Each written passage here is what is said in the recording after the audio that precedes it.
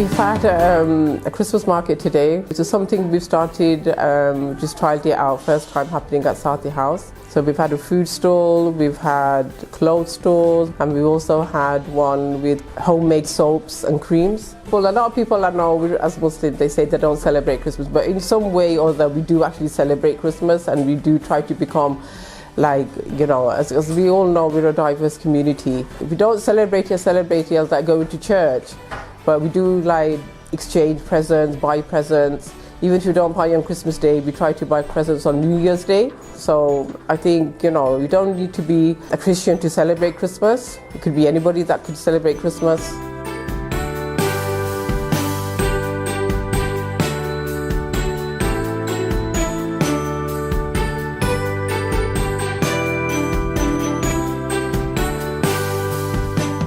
As I said, you know, this is something that we've tried for the first time, and I think it was very successful.